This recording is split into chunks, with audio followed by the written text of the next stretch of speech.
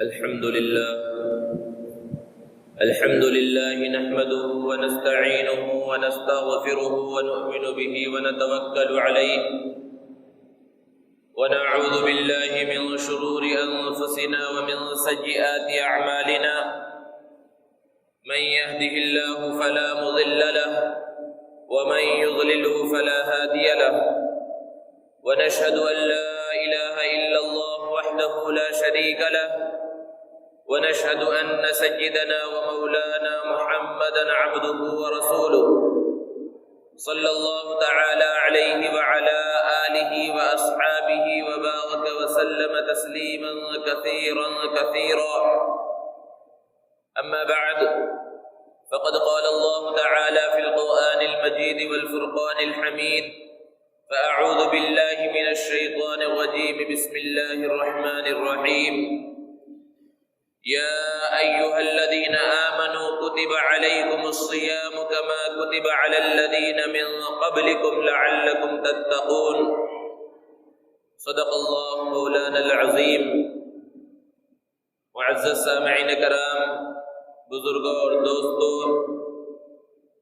رمضان کا مقدس مبارک اور محترم مہینہ اپنی پوری آب و تاب اور شان و شوکت کے ساتھ ہمارے اوپر سایہ کیے ہوئے ہے۔ رمضان کے 2 عشرے گزر چکے، آخری عشرہ چل رہا ہے اور یہ بھی پلک جھپکنے میں گزر جائے گا۔ اللہ رب العزت ان بقیہ ایام کی صحیح طرح سے قدر کرنے کی توفیق عطا فرمائے۔ رمضان کی جو اہمیت اور جو فضیلت ہے، اللہ رب العزت نے جو روزوں کی فرضیت بیان فرمائی ہے سورہ بقرہ کے اندر، تو اس کے فوراً بعد یہ ارشاد فرمایا شہر رمضان الذی انزل فیہ القرآن، کہ رمضان کا مہینہ وہ مقدس مبارک مہینہ ہے جس میں اللہ نے قرآن مجید کو نازل فرمایا ہے۔ اس رمضان کی عظمت اور فضیلت نزول قرآن کی وجہ سے ہے۔ بعض تفسیری روایات سے پتہ چلتا ہے کہ صرف قرآن ہی نہیں، جتنے بھی آسمانی صحیفے اور آسمانی کتابیں اللہ رب العزت نے نازل فرمائی، وہ سب کے سب رمضان کے اندر ہی نازل فرمائی۔ لیکن اس میں فرق یہ تھا کہ جب بھی کوئی آسمانی کتاب یا صحیفہ نازل کیا گیا تو رمضان کی کسی ایک تاریخ کو پورا کا پورا نبی کے اوپر نازل کر دیا گیا۔ لیکن قرآن مجید کا معاملہ الگ ہے۔ قرآن مجید یک بارگی نازل نہیں ہوا۔ اللہ رب العزت نے لوح محفوظ سے آسمان دنیا کے اوپر پورا کا پورا قرآن مجید رمضان کے اندر شب قدر میں لیلۃ القدر میں نازل فرمایا،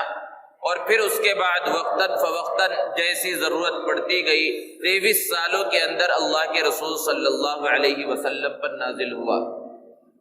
بہرحال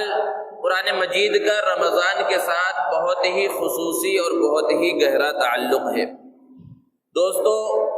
ہر انسان اپنی بات سے پہچانا جاتا ہے۔ یہی وجہ ہے کہ حضرت علی رضی اللہ تعالی عنہ فرمایا کرتے تھے کہ المرء تحت لسانی، کہ آدمی اپنی زبان کے نیچے چھپا ہوا ہوتا ہے، اور پھر کہتے تھے تم بات کرو تم پہچان لیے جاؤ گے کتنے پانی میں ہو۔ انسان اچھی بات کرے گا تو اس کی صلاحیت کا اندازہ ہوگا، بد زبانی کرے گا، الٹی سیدھی باتیں کرے گا تو سامنے والا سمجھ جائے گا کہ اس کی کتنی اچھی تربیت کی گئی ہے اور کتنے اچھے معاشرے سے یہ تعلق رکھتا ہے۔ زبان کی وجہ سے اس کی پہچان ہوتی ہے۔ اللہ رب العزت نے بھی اپنی پہچان کرائی، اور کس کے ذریعے؟ اس قرآن مجید کے ذریعے اللہ نے اپنی پہچان کرائی اور فرمایا کہ تم اس قرآن مجید کو پڑھو، ایک ایک آیت کے ذریعے، ایک ایک حرف کے ذریعے، ایک ایک جملے کے ذریعے تمہیں میری پہچان ہوگی، میری معرفت کا پتہ چلے گا۔ دنیا کے اندر بے شمار کتابیں لکھی گئی اور روزانہ لکھی جا رہی ہیں الگ الگ موضوعات پر، اور بسا اوقات مارکیٹ میں ایسی کتاب بھی آ جاتی ہے جس کے بارے میں لوگ کہتے ہیں کہ اس سے پہلے اس موضوع پر اتنی اچھی کتاب نہیں لکھی گئی، اور آئندہ بھی شاید ایسی کتاب نہ لکھی جا سکے۔ لیکن ہر گزرنے والا وقت اس سوچ کو غلط ثابت کر دیتا ہے، اور پھر چند دنوں کے بعد اسی موضوع پر اسی مضمون کے مطابق اس سے اچھی کتاب مارکیٹ میں آ جاتی ہے۔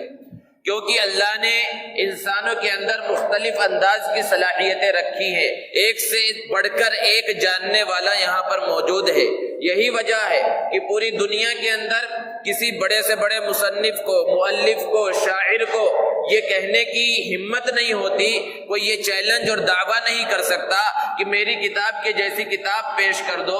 اور میرے دیوان کے جیسا کوئی دیوان پیش کر دو، اور میں نے یہ جو تحقیق پیش کی ہے اس تحقیق کے جیسی کوئی تحقیق پیش کر دو، کسی کی ہمت نہیں ہوتی۔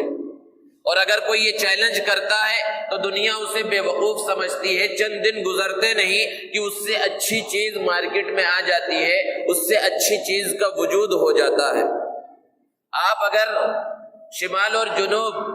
مشرق اور مغرب کی تاریخ کو کھنگال کر دیکھیں گے تو آپ کو پتہ چلے گا کہ دنیا میں صرف اور صرف ایک ہی کتاب ہے جس نے پہلی صدی میں رہنے والے لوگوں کے سامنے بھی چیلنج کیا، دعویٰ کیا، اور آج کی 14ویں صدی میں رہنے اور بسنے والے لوگوں کے سامنے بھی چیلنج ہے، اور قیامت تک آنے والے آخری انسان کے واسطے اور جنات کے واسطے بھی یہ چیلنج ہے کہ یہ کتاب بے مثال کتاب ہے، اور وہ کتاب ہے قرآن مجید، کہ اگر تم چاہتے ہو تو اس جیسی کتاب لا کر پیش کر دو۔ اللہ کے رسول صلی اللہ علیہ وسلم پر یہ قرآن مجید نازل کیا جا رہا تھا۔ کفار مکہ پریشان ہو رہے ہیں کہ قرآن سن کر لوگ دین کے اندر داخل ہو رہے ہیں، لوگ ایمان قبول کر رہے ہیں، جس کی وجہ سے انہوں نے صحابہ کو، نہتے اور کمزور صحابہ کو ستانا شروع کیا، عورتوں کے اوپر ظلم کرنا شروع کیا، غلاموں اور باندیوں کو مارنا شروع کیا۔ ان کے سامنے وہ چیلنج کیا گیا، اور اللہ رب العزت نے چیلنج کیا کہ اگر تم محمد عربی صلی اللہ علیہ وسلم کی اس دعوت کو روکنا چاہتے ہو، اسلام کو پھلنے اور پھولنے سے روکنا چاہتے ہو، تو اس کے لیے یہ مظالم ڈھانے کی ضرورت نہیں ہے۔ معصوم بچوں پر، باندیوں پر اور غلاموں پر اور کمزوروں پر ظلم کرنے کی ضرورت نہیں ہے، کسی کو بیوہ کرنے کی، کسی بچے کو یتیم کرنے کی ضرورت نہیں ہے۔ اگر تم قرآن کا راستہ روکنا چاہتے ہو، محمد صلی اللہ علیہ وسلم کے اس پیغام کو تم روکنا چاہتے ہو، تو تمہارے لیے تو راستہ بہت آسان ہے کہ محمد صلی اللہ علیہ وسلم جو کلام پیش کر رہے ہیں اس جیسا کلام تم بھی پیش کر دو، لوگ تمہاری بات ماننے لگیں گے، محمد صلی اللہ علیہ وسلم کو چھوڑ دیں گے۔ اسی بات کو اللہ نے بیان فرمایا، قُلْ لَئِنِ اجْتَمَعَتِ الْإِنسُ وَالْجِنُّ عَلَىٰ أَن يَأْتُوا بِمِثْلِ هَٰذَا الْقُرْآنِ لَا يَأْتُونَ بِمِثْلِهِ وَلَوْ كَانَ بَعْضُهُمْ لِبَعْضٍ ظَهِيرًا۔ یہ نبی صلی اللہ علیہ وسلم یہ چیلنج ان کو سنا دیجئے، یہ دعویٰ ان کے سامنے رکھ دیجئے کہ سارے انسان اور جنات مل کر، صرف انسان نہیں، سارے انسان اور سارے جنات مل کر اگر اس جیسا کلام پیش کرنا چاہیں تو وہ پیش نہیں کر سکتے، اور تاریخ گواہ ہے کہ وہ پیش نہ کر سکے۔ اور یہ تو بہت بڑا چیلنج تھا، پورا قرآن تو بہت بڑا ہے، 6,500 سے زائد آیتیں ہیں، 30 پارے ہیں، 114 سورتیں ہیں، یہ تو بہت بڑا چیلنج تھا۔ اللہ رب العزت نے پھر چیلنج کو گھٹا دیا کہ اس جیسا کلام اور اتنا بڑا قرآن کے جیسی کوئی کتاب تم نہیں پیش کر سکتے تو اس جیسی 10 سورتیں، فَأْتُوا بِعَشْرِ سُوَرٍ مِثْلِهِ، اس جیسی 10 سورتیں بنا کر پیش کر دو، وہ بھی نہ کر سکے۔ تو اللہ رب العزت نے سورہ بقرہ میں جیسا کہ ابتدا میں بیان فرمایا، ذَلِكَ الْكِتَابُ لَا غَيْبَ فِيهِ، یہ ایسی کتاب ہے جس میں کوئی شک و شبہ نہیں ہے، لیکن اگر تمہیں شک ہے، وَإِن كُنتُمْ فِي رَيْبٍ مِّمَّا نَزَّلْنَا عَلَىٰ عَبْدِنَا فَأْتُوا بِسُورَةٍ مِّن مِّثْلِهِ، تو 10 سورتیں بھی چھوڑ دو، صرف ایک سورت بنا کر پیش کر دو، اس جیسی ایک سورت۔ اور پھر آگے بڑھ کر اللہ رب العزت نے جو ایک جگہ پر بیان فرمایا، ایک سورت بھی چھوڑ دو، فَلْيَأْتُوا بِحَدِيثٍ مِّثْلِهِ، اس جیسی ایک بات بنا کر پیش کرو۔ ذرا تصور کیجئے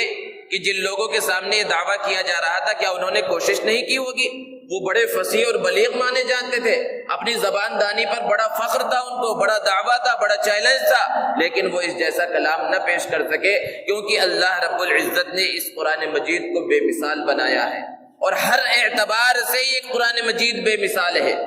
اللہ رب العزت نے اس امت محمدیہ کو، امت مسلمہ کو عطا فرمایا ہے، ہر اعتبار سے بے مثال ہے، اثر پیدا کرنے میں بے مثال ہے کہ جب اس قرآن مجید کی دعوت روز بروز پھیل رہی ہے، کفار مکہ نے ایک میٹنگ کی کہ کس طرح اس کو روکا جائے، تو عتبہ جو قریش کا سردار ہے، مکہ المکرمہ کا سردار ہے، کفار مکہ کا سردار مانا جاتا ہے، اور اس کی زبان بہت اچھی ہے، لوگ اس کی زبان دانی کی فصاحت و بلاغت کی تعریف کرتے ہیں، اس نے کہا کہ آج میں محمد صلی اللہ علیہ وسلم کے پاس جاتا ہوں اور ان کے سامنے میں چند شرائط رکھوں گا، چند چیزیں لالچ کے طور پر پیش کروں گا اور محمد صلی اللہ علیہ وسلم کو یہ دین کا پیغام پھیلانے سے روک دوں گا۔ اللہ کے رسول صلی اللہ علیہ وسلم کے پاس عتبہ آیا،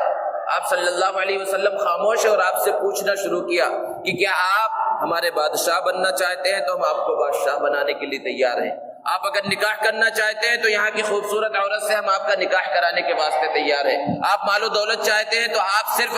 اشارہ کریں، ہم مال و دولت آپ کے قدموں کے اندر ڈال دیں گے۔ اس طرح کی مختلف باتیں، مختلف طرح کی لالچیں اللہ کے رسول صلی اللہ علیہ وسلم کے سامنے پیش کی۔ اللہ کے رسول صلی اللہ علیہ وسلم خاموش رہے۔ جب اس کی بات پوری ہو گئی تو آپ صلی اللہ علیہ وسلم نے کوئی جواب نہیں دیا، صرف قرآن مجید کی سورہ حامیم سجدہ کی ابتدا کی آیات اللہ کے رسول صلی اللہ علیہ وسلم نے عتبہ کے سامنے پڑھی کہ حامیم تنزیل من الرحمن الرحیم، یہ میرا کلام نہیں ہے، یہ تو اللہ رب العزت کی طرف سے نازل کیا گیا ہے۔ اور پھر کیا کیا ہے، کیا کیا صفات ہیں، پورا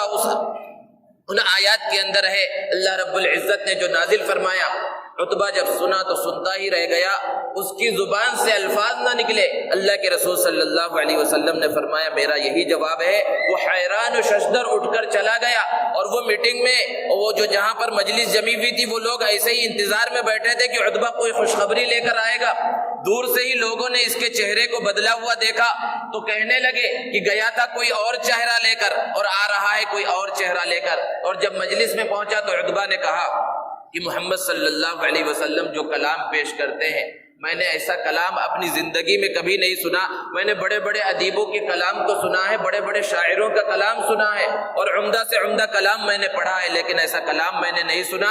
اب تم اس کا راستہ نہیں روک سکتے، اب تمہارا کام یہ ہے کہ محمد جو کر رہے ہیں انہیں کرنے دو، تم اپنے کام کے اندر لگے رہو۔ اس قرآن کو اور اس کے راستے کو تم نہیں روک سکتے۔ تو قرآن تو ایسی کتاب ہے کہ اپنے تو اس کا اقرار کرتے ہی ہیں، اپنے تو اس کے اعجاز کو مانتے ہی، غیر بھی مجبور ہو جاتے ہیں کہ اس کے اعجاز کو مانیں۔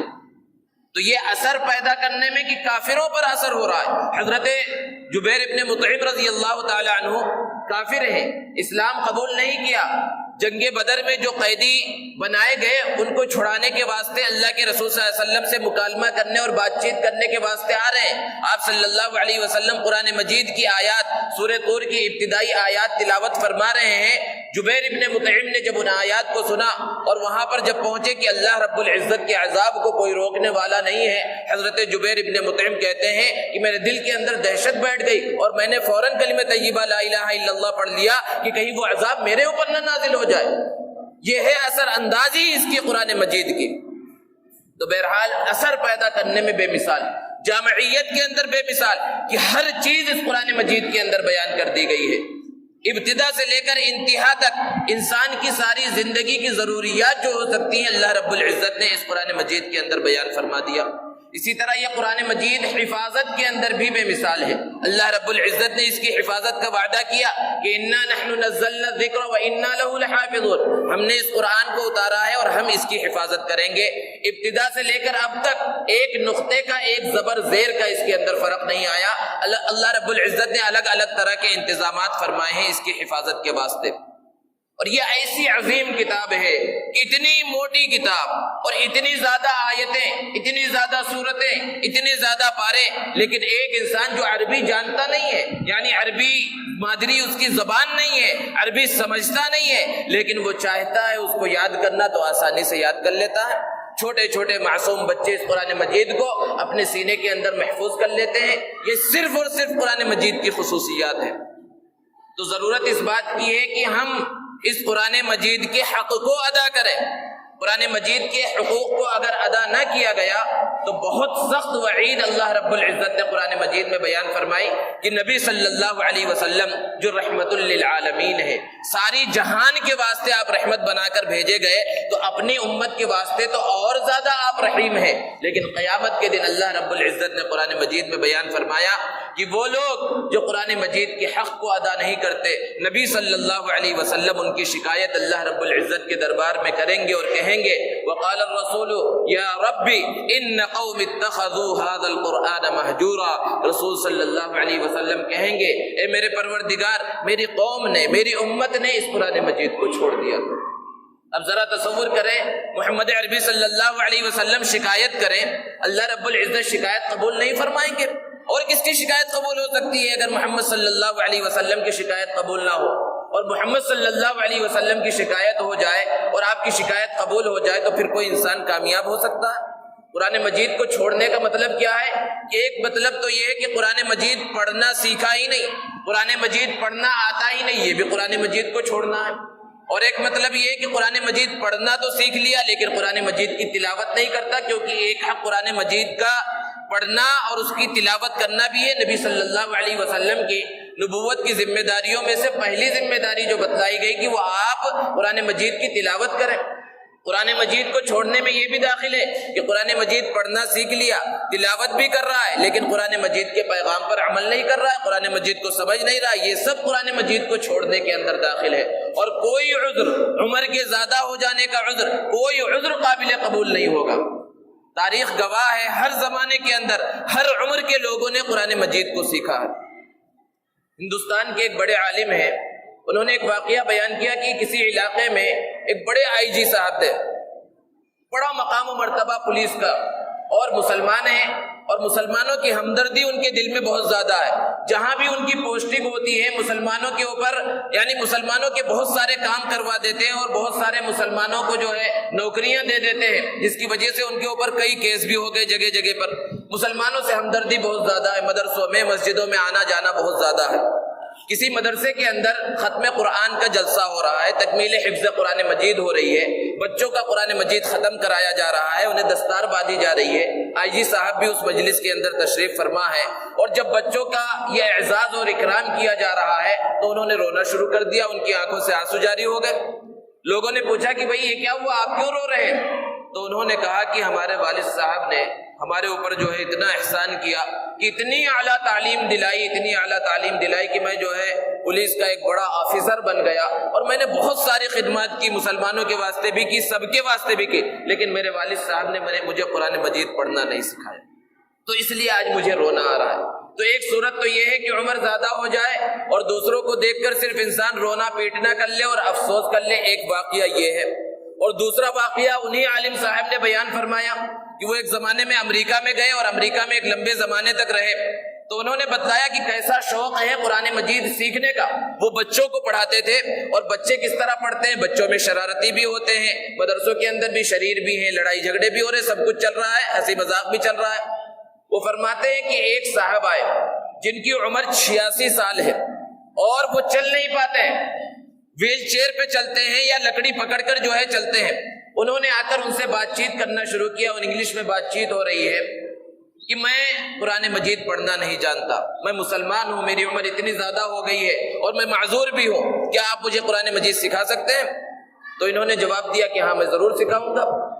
اور اس کے واسطے کوئی بھی شرط نہیں ہے، تم آسانی سے قرآن مجید سیکھ سکتے ہو۔ تو انہوں نے کہا کہ میں بہت سے لوگوں کے پاس گیا، یہاں گیا وہاں گیا، کچھ لوگوں نے تو یہ عذر کر دیا کہ آپ بچوں کے ساتھ بیٹھ نہیں سکتے کیونکہ آپ کی عمر بہت زیادہ ہے، آپ معذور ہیں، آپ کو اوپر بیٹھنا پڑے گا، قرآن مجید کی بے ادبی ہوگی، یعنی بہت ساری وجوہات بتلا کر لوگوں نے نہیں سکھلایا۔ لیکن میں نے انہیں بتلایا کہ نہیں، آپ قرآن مجید سیکھ سکتے ہیں۔ اب اس شخص نے آنا شروع کیا اور نورانی قاعدے سے آغاز ہوا، الف با تا سا، صرف ایک مہینے کے اندر اس نے قرآن مجید کا آغاز کر دیا، پارہ عام اس نے جو ہے یاد کیا، اور پھر اس کے بعد ابھی آدھا سال گزرا ہے کہ آدھے قرآن مجید اس نے پڑھ لیا۔ اور بچے جب ناظرہ پڑھتے ہیں اور قرآن مجید کے کچھ پارے ہو جائیں تو اب ضروری نہیں ہے کہ استاد انہیں پڑھائے، وہ اب خود سے پڑھ سکتے ہیں، استاد نہ سنے تب بھی وہ قرآن مجید آگے پڑھ سکتے ہیں اور پورا قرآن مجید ختم کر سکتے ہیں اور حفظ میں جا سکتے ہیں۔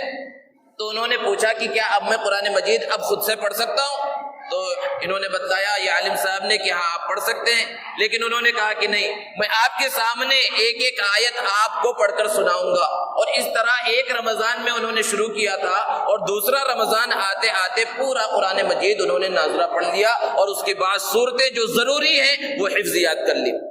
تو دو صورتیں کہ اگر شوق اور لگن ہو تو عمر کوئی مانع نہیں ہے کہ ہم نے بچپنے میں قرآن مجید نہیں سیکھا، یا تو آئی جی صاحب کی طرح افسوس کرتے رہ جائیں کہ ہمارے والد صاحب نے نہیں سکھایا اور فلاں نے نہیں سکھایا اور ہماری عمر یوں ہی گزر گئی اور افسوس میں زندگی گزار دے. ایک طریقہ تو یہ ہے. اور دوسرا طریقہ وہ امریکہ والے صاحب کا ہے کہ ان کی طرح اپنے دل کے اندر شوق پیدا کرے. اور وہ معذور ہیں اور انہوں نے کہا کہ یہ بچے چاہے میرا مذاق اڑائے، میں ان کے درمیان آ کر بیٹھوں گا، مجھے قرآن مجید پڑھنے کا شوق ہے، لگن ہے، میں سیکھ لوں گا. تو انسان اگر ارادہ کرے تو کوئی مشکل نہیں ہے. اور قرآن مجید سے جب تعلق جڑ جاتا ہے تو اللہ رب العزت جو مقامات اور جو مرتبے عطا فرماتے ہیں اس کا تو اندازہ اور تصور بھی نہیں کیا جا سکتا. مدینے کا ایک یہودی تھا، وہ کسی ملک گیا سامان تجارت لانے کے واسطے. وہاں پر ایک غلام بھی بک رہا تھا. تو اس نے دیکھا کہ چھوٹا سا معمولی سا دبلا پتلا کالا کلوٹا غلام ہے، کوئی بھی اسے خرید نہیں رہا ہے اور بہت سستے داموں میں بک رہا ہے. تو اس نے یہ سوچا کہ خرید لو، کچھ نہ کچھ قیمت تو مل ہی جائے گی. اس نے خرید لیا اور مدینے کے بازار میں لا کر کھڑا کر دیا. اس کا سارا سامان تو بک گیا لیکن اس غلام کو دیکھنے والا کوئی نہیں ہے، کیونکہ غلام خریدنے کا مطلب ہے اس سے کام لیا جائے. اب یہ خود دبلا پتلا کمزور سا یہ کیا کام کرے گا، اس لیے لوگ نظر انداز کر رہے ہیں. روزانہ صبح ہوتی ہے اور وہ بازار میں لا کر اس غلام کو کھڑا کر دیتا ہے اور وہ دھوپ میں کھڑا رہتا ہے. لوگ دیکھتے ہیں چلے جاتے ہیں. مدینے کی ایک خاتون کا وہاں سے گزر ہوا، اس نے دیکھا کہ یہ نوجوان ہے، چھوٹا سا غلام ہے جو ہے یہاں پر کھڑا رہتا ہے. تو اس نے اس پر رحم کھاتے ہوئے صرف رحم کی وجہ سے اس کو خرید لیا اور اپنے گھر لے کر چلی گئی. کچھ دنوں کے بعد حضرت حذیفہ رضی اللہ تعالیٰ عنہ جو مکہ المکرمہ کے رہنے والے ہیں، وہ تجارت کی غرض سے مدینہ المنورہ پہنچے. ابھی اسلام قبول نہیں کیا اور ابھی اللہ کے رسول صلی اللہ علیہ وسلم مدینے میں نہیں پہنچے ہیں، مکہ المکرمہ میں ہی ہے اور اسلام کا ابتدائی دور ہے. حضرت حذیفہ کو لوگوں نے اس غلام کا واقعہ بتلایا کہ یہ غلام تھا، روزانہ مدینے کے بازار میں کھڑا کیا جا رہا تھا، کوئی اسے نہیں خرید رہا تھا لیکن ایک رحم دل خاتون نے اسے خریدا. تو حضرت حذیفہ رضی اللہ تعالیٰ عنہ نے اس گھر میں اپنے نکاح کا پیغام بھجوایا. نکاح کا پیغام قبول کر لیا گیا اور اس خاتون سے حضرت حذیفہ رضی اللہ تعالیٰ عنہ کا نکاح ہو گیا. اور جب نکاح ہو گیا تو اپنی اہلیہ کو وہ واپس جب جانے لگے تو مکہ المکرمہ لے جانے لگے. جب ان کو جانا ہوا تو چونکہ وہ غلام بھی ساتھ میں ہے تو غلام کو بھی ساتھ میں لے لیا. اب جب غلام کو ساتھ میں لے لیا اور ساتھ میں مکہ المکرمہ پہنچے تو اپنے دوست حضرت عثمان رضی اللہ تعالیٰ عنہ سے راستے میں ملاقات بھی، انہوں نے سلام کیا تو انہوں نے نظر انداز کر دیا. یعنی جس طرح دو جگری دوست ہمیشہ ملتے تھے اس طرح انہوں نے جو ہے ملاقات نہیں کی. یہ پریشان ہو گئے کہ آخر میرے دوست کو کس بات سے ناراضگی ہو گئی. پوچھا ہے عثمان آخر کیوں پہلے کی طرح گرم جوشی سے ملاقات نہیں کر رہے ہو؟ تو انہوں نے کہا کہ میں نے محمد صلی اللہ علیہ وسلم کا کلمہ پڑھ لیا ہے، آپ پر ایمان قبول کر لیا ہے، اب میں مسلمان ہو گیا ہوں، تم کافر ہو، اب ہماری دوستی نہیں رہ سکتی. حضرت حذیفہ سیدھے سادے انسان تھے، انہوں نے کہا کہ جب میرے دوست نے کلمہ پڑھ لیا ہے تو میں بھی کلمہ پڑھتا ہوں، میں بھی مسلمان ہو جاتا ہوں. جب وہ مسلمان ہو گئے تو ان کی بیوی تو نیک تھی، ان کو جب دعوت دی گئی وہ بھی مسلمان ہو گئے. اور پھر جب وہ بچہ تھا غلام تھا اس نے بھی جو ہے کلمہ پڑھ لیا. اور جب کلمہ پڑھا اور پھر نبی صلی اللہ علیہ وسلم کی مجلسوں میں آنا جانا شروع ہوا، حضرت حذیفہ کو پتا چلا کہ غلام کو آزاد کرنے کا کیا مقام اور مرتبہ ہے تو انہوں نے اس غلام کو آزاد کر دیا. اس غلام کا نام ہے سالم. اب اس نے رونا پیٹنا شروع کر دیا کہ اگر میں آزاد ہو جاؤں گا تو میں کیا کماؤں گا، کیا کھاؤں گا، غلام ہونا زیادہ بہتر ہے کہ آپ کے یہاں آرام سے کھانا پینا مل رہا ہے. تو حضرت حذیفہ رضی اللہ تعالیٰ عنہ نے کہا کہ تم آزاد ہو لیکن ہمارے پاس آرام سے رہ سکتے ہو. اب اس غلام نے بھی جب ایمان قبول کر لیا، اللہ کے رسول صلی اللہ علیہ وسلم کی مجلسوں میں آنا جانا شروع کیا، قرآن مجید سیکھنا شروع کیا. کہنے کا مقصد یہ ہے کہ قرآن سے جب تعلق جڑتا ہے تو اللہ رب العزت مقامات کیسے بلند فرماتے ہیں کہ اب اس نوجوان نے قرآن مجید سیکھنا شروع کیا، قرآن مجید کے ساتھ اپنا تعلق جوڑا تو یہ مقام اور یہ مرتبہ ہوا کہ جب مسلمانوں نے مکہ المکرمہ سے مدینہ المنورہ کی جانب ہجرت فرمائی تو راستے میں نماز کا وقت ہوا اور یہ سالم جو حضرت حذیفہ کا آزاد کردہ غلام ہے یہ بھی راستے میں سفر کر رہا ہے اور امامت وہ کر رہا ہے، اور جس میں بڑے بڑے صحابہ یہاں تک کہ حضرت عمر ابن الخطاب رضی اللہ تعالی عنہ جیسا جلیل القدر صحابی بھی اس غلام کے پیچھے نماز ادا کر رہے ہیں.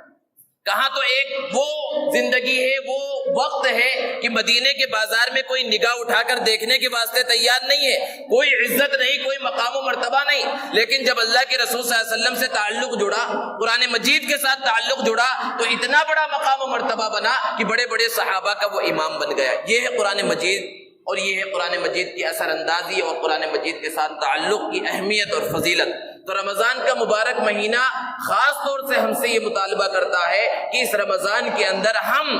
ارادہ کر لیں پختہ کہ اپنا تعلق قرآن مجید کے ساتھ جوڑیں گے. اللہ رب العزت نے جہاں قرآن مجید کے نزول کو بیان فرمایا کہ یہ رمضان میں نازل ہوا، پھر اس کے بعد پہلے روزوں کی فرضیت بیان کی گئی، پھر نزول قرآن کا تذکرہ کیا گیا، پھر اس کے بعد دعا کی اہمیت کو بیان کیا گیا کہ وَإِذَا سَأَلَكَ عِبَادِي عَنِّي فَإِنِّي قَرِيبٌ کہ نبی صلی اللہ علیہ وسلم اگر آپ سے لوگ میرے بارے میں پوچھے تو آپ کہہ دیجئے کہ میں قریب ہوں، اجیب دعوت الداعی اذا دعان، دعا کرنے والے کی دعا کو قبول کرتا ہوں جب وہ مجھ سے دعا کرے۔ رمضان کے ساتھ دعا کا، اللہ رب العزت سے مانگنے کا بھی خصوصی اور گہرا تعلق ہے۔ اللہ کے رسول صلی اللہ علیہ وسلم نے ارشاد فرمایا الدعاء مخ العبادہ، کہ دعا عبادت کا مغز ہے، نچوڑ ہے، کریم ہے۔ اور اللہ کے رسول صلی اللہ علیہ وسلم نے ارشاد فرمایا من فتحت له ابواب الدعاء فتحت له ابواب الرحمہ، کہ جس کے لیے دعا کے دروازے کھول دیے گئے، جس کے لیے دعا کرنا آسان ہو گیا، اس کے لیے اللہ کی رحمت کے دروازے کھول دیے گئے۔ اور ایک حدیث میں اللہ کے رسول صلی اللہ علیہ وسلم نے ارشاد فرمایا من لم يسأل اللہ یغضب علیہ، کہ جو اللہ سے نہیں مانگتا اللہ رب العزت اس سے ناراض ہو جاتے ہیں۔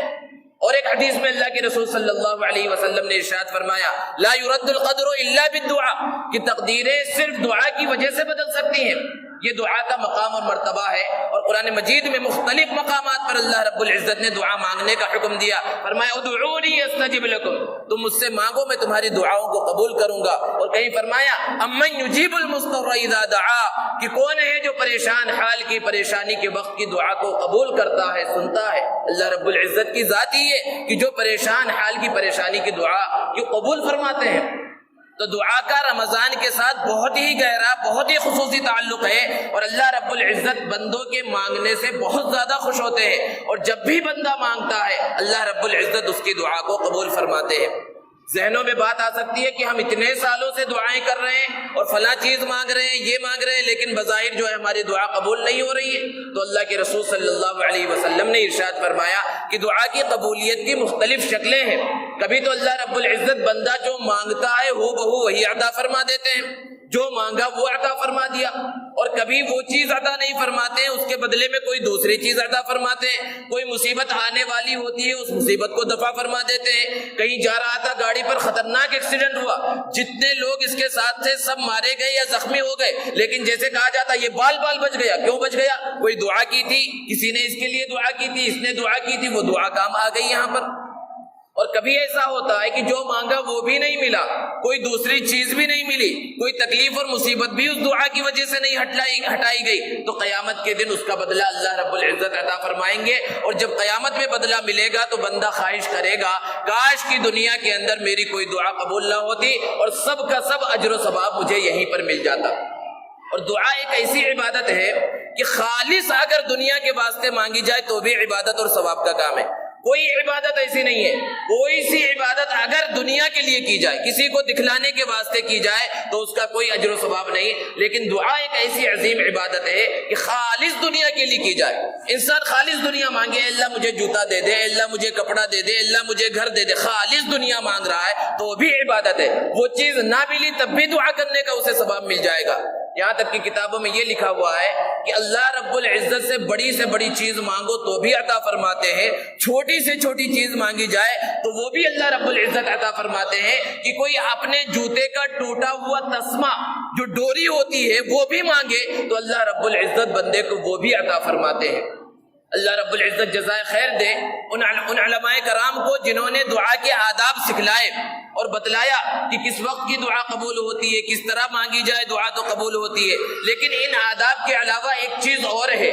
کہ جو خود بندے کے اندر ہونی چاہیے، اور وہ ہے تڑپ اور لگن، کہ کتنی تڑپ کے ساتھ، کتنی لگن کے ساتھ اللہ رب العزت سے دعا کی جا رہی ہے، اس کا اثر خود اس کی زندگی کے اوپر ظاہر ہوگا۔ ورنہ اگر صرف زبان سے الفاظ نکل رہے ہیں اور یوں ہی بندہ دعا مانگ رہا ہے، دل کے اندر ذرہ برابر اثر نہیں ہے، تو ایسی دعاؤں کا کوئی اثر ہماری زندگیوں پر ظاہر نہیں ہوتا۔ جو فقیر ہوتا ہے، غریب ہوتا ہے، اور آپ کے سامنے دستے سوال بڑھاتا ہے، 1 روپے کا 5 روپے کا سوال کر رہا ہوتا ہے، کبھی وقت نکال کر اس کے سراپا پر غور کریں کہ اگر ہم غور کریں تو کتنی عاجزی ٹپکتی ہے اس کے اندر، اور آپ سے مانگ کیا رہا ہے؟ 1 روپے کا 2 روپے کا سوال کر رہا ہے، اور سر سے لے کر پیر تک جو ہے سراپا عاجز بنا ہوا ہے۔ تواضع اس کے اندر بھری ہوئی ہے۔ اور ہمارا حال کیا ہوتا ہے کہ ہم دعا کے واسطے اللہ رب العزت کے سامنے ہاتھ اٹھاتے ہیں، اللہ سے اللہ کا قرب مانگتے ہیں، اللہ کی معرفت مانگتے ہیں اور پتہ نہیں کیا کیا مانگتے ہیں، لیکن ہمارے دل کے اوپر ذرہ برابر اثر نہیں ہوتا، دل کے اندر تبدیلی نہیں ہوتی، تڑپ اور لگن پیدا نہیں ہوتی، تو ایسی دعاؤں کا اثر ظاہر ہوگا۔ تو یہ رمضان کا مہینہ خصوصیت کے ساتھ اللہ سے مانگنے کا ہے، اللہ کو منانے کا ہے، تو قرآن مجید کے ساتھ اپنا تعلق جوڑنا ہے اور اسی طرح دعا مانگ کر اللہ رب العزت کو منانا ہے۔ اور تیسری چیز کہ رمضان کا مہینہ بالکل اپنے اختتام کے مراحل میں ہے، اور ہو سکتا ہے یہ آخری جمعہ ہو، اور اگر 30 رمضان ہوئے تو اور ایک جمعہ اور مل جائے گا، کچھ دن اور، کچھ لمحات اور زیادہ مسلمانوں کو ان قیمتی گھڑیوں کے میسر آ جائیں گے۔ رمضان کے مہینے میں کچھ نہ کچھ کمی اور کوتاہی رہ جاتی ہے، اسی لیے حضرت عبداللہ ابن عباس رضی اللہ تعالی عنہ نے اللہ کے رسول صلی اللہ علیہ وسلم کی حدیث کو نقل فرمایا کہ فرض رسول اللہ صلی اللہ علیہ وسلم زکاة الفطر طہرة للصائم من اللغو والرفث وطعمة للمساکین، کہ رمضان کے آخری ایام میں صاحب حیثیت مسلمانوں کے اوپر صدقۃ الفطر کو ضروری قرار دیا گیا ہے، اور اس کے 2 مقصد اللہ کے رسول صلی اللہ علیہ وسلم نے بیان فرمائے۔ پہلا مقصد تو یہ ہے کہ رمضان میں، روزوں میں، عبادتوں میں جو کمی اور کوتاہی رہ گئی اس کی وجہ سے اللہ رب العزت اس کمی اور کوتاہی کو پورا فرما دیں گے۔ اور دوسرا جو اصل مقصد ہے، بنیادی مقصد ہے کہ غریبوں کے واسطے، فقیروں کے واسطے، مسکینوں کے واسطے عید کا انتظام ہو جائے گا، کچھ کھانے پینے کا انتظام ہو جائے گا۔ اور ایک حدیث میں اللہ کے رسول صلی اللہ علیہ وسلم نے بیان فرمایا کہ غریبوں کو تم اتنا دو عید سے پہلے کہ عید کے دن ان کو مانگنے کی ضرورت نہ پڑے۔ لیکن ظاہر سی بات ہے کہ جس انداز میں زکوٰۃ اور صدقات نکالنے چاہیے وہ نہیں نکالا جا رہا ہے، اس لیے معاشرے کے اندر جو بیلنس ہونا چاہیے کہ غریبوں کی تعداد کم ہونی چاہیے اور مالدار اور غریب آپس میں برابر ہوں، زیادہ فاصلہ ان کے اندر نہ ہو، یہ فاصلہ بہت زیادہ بڑھتا جا رہا ہے زکوٰۃ کے نظام کو صحیح طرح سے اس پر عمل نہ کرنے کی وجہ سے۔ اس کا جو نصاب ہے کہ جس کے اوپر زکوٰۃ فرض ہے اس کے اوپر صدقۃ الفطر بھی نکالنا واجب ہے، لیکن اس کے اندر کچھ مسائل کے اندر فرق ہے کہ زکوٰۃ کے واسطے مال نامی یعنی بڑھنے والا مال ہونا ضروری ہے، لیکن صدقۃ الفطر کے اندر کسی شخص کے پاس اس کی اصلی ضرورت سے زائد سامان بھی موجود ہے جس کی قیمت 52.5 تولہ چاندی تک پہنچ جاتی ہے، گھر کے ہی سامان ہیں جن کو استعمال نہیں کیا جاتا، یہ ضرورت سے زائد سامان ہے اس کے پاس اور ان کی قیمت جو ہے زکوٰۃ کے نصاب کو پہنچ جاتی ہے، تو اس کے اوپر اپنی طرف سے اور اپنی نابالغ اولاد کی طرف سے صدقۃ الفطر نکالنا واجب ہے۔ اور جو بالغ اولاد ہیں وہ خود جو کہ صاحب حیثیت اگر ہیں، بڑے ہو چکے ہیں، تو وہ اپنی طرف سے نکالیں، اور اگر والد جوائنٹ فیملی ہے، ملی ہوئی فیملی ہے، اپنی بیوی کی طرف سے اور بڑی اولاد سب کی طرف سے نکال دے تو یہ صدقۃ الفطر ادا ہو جائے گا، اور جو زکوٰۃ کے مستحقین ہیں وہی صدقۃ الفطر کے بھی مستحقین ہیں۔ اور بہتر یہ ہے کہ عید کے آنے سے پہلے ہی اس کو نکال دیا جائے۔ اور کتنا نکالا جائے؟ عام طور پر بس وہی پوچھ لیا جاتا ہے کہ 60-70 روپے۔ گیہوں کا جو سب سے کم نصاب ہے، جس کو سب سے کم کہا جا سکتا ہے، وہ ہے 70 روپے 60 روپے جو بھی ہو،